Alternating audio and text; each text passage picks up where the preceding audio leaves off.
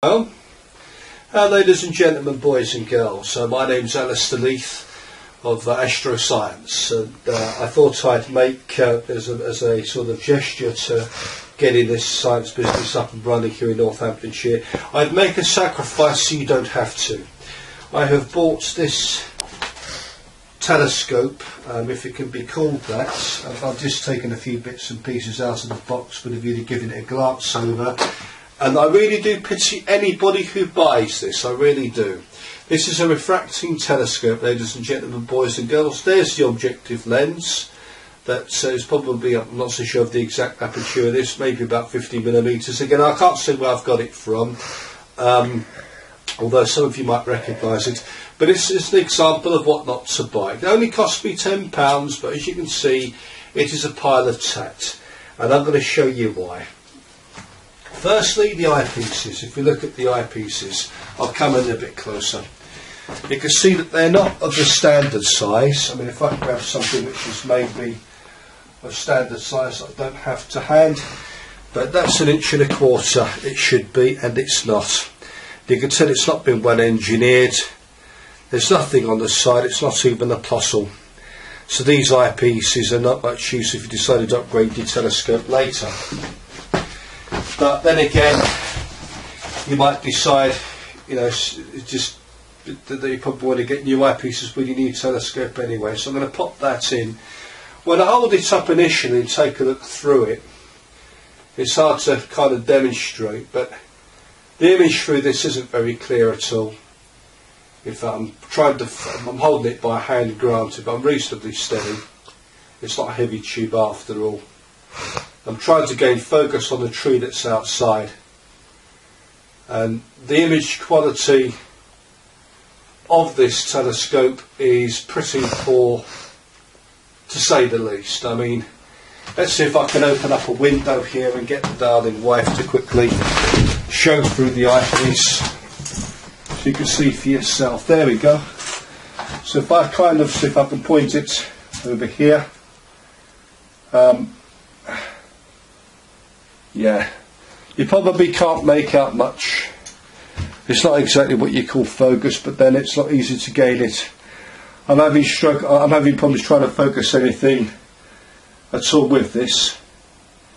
And I've been in the game for 30 odd years, and yeah, the image through this is, I can't make anything through it. And granted, I'm holding it, I'm looking at some trees, or trying to, holding it steady enough to at least try to discern something. But you can see I'm trying hard to give it a fair chance, but at some distance I'm looking away as well, so it's not like it's close quarters, as you can see from the perspective where my wife's holding the camera. But can't really focus with this at all. So if this won't even get a tree, bob up with no hope of anything like the moon or the planets. But let's go a bit further. What else is wrong with it? The finder scope is tiny, and I mean, I'm not being funny, it's not much bigger than a McDonald's straw. Sorry for using the word McDonald's there, but I didn't mean it in the derogatory fashion. But that there is the finder scope. The finder scope again is really poor looking down it. It should be low magnification with a high aperture. That is a larger objective. This is tiny. I mean, if I took the innards out of a pen, it would probably serve me better than that. So nevertheless, I shall put it on and demonstrate where we're going with this. There we go. So what we've got so far is a telescope which doesn't easily resolve, doesn't easily focus.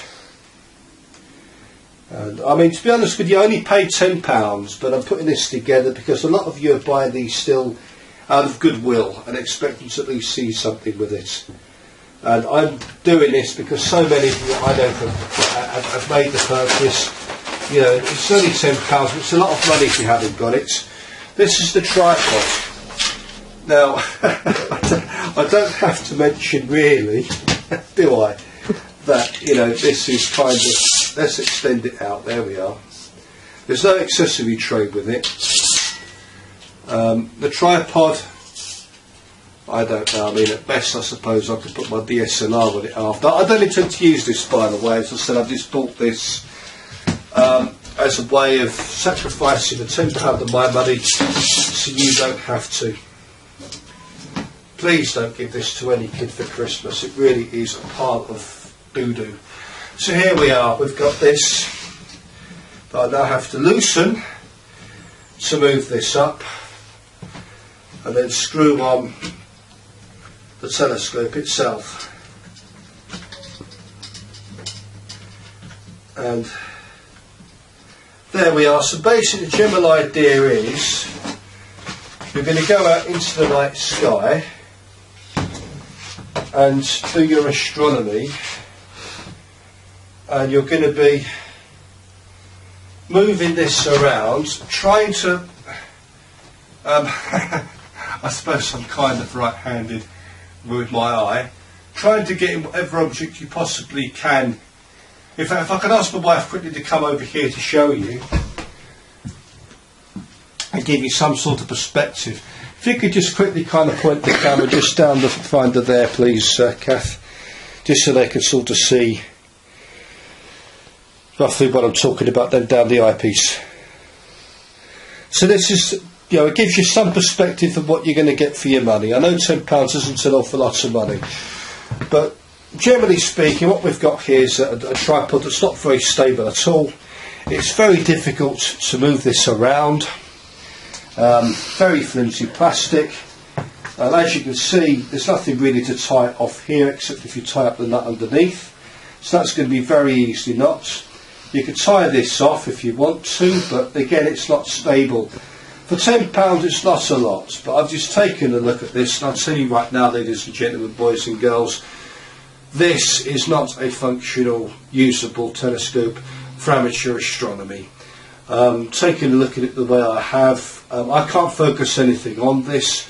Even indoors, a decent astronomical telescope should at least allow you to focus on a tree that's not far away, so at least you can use it to allow your finder.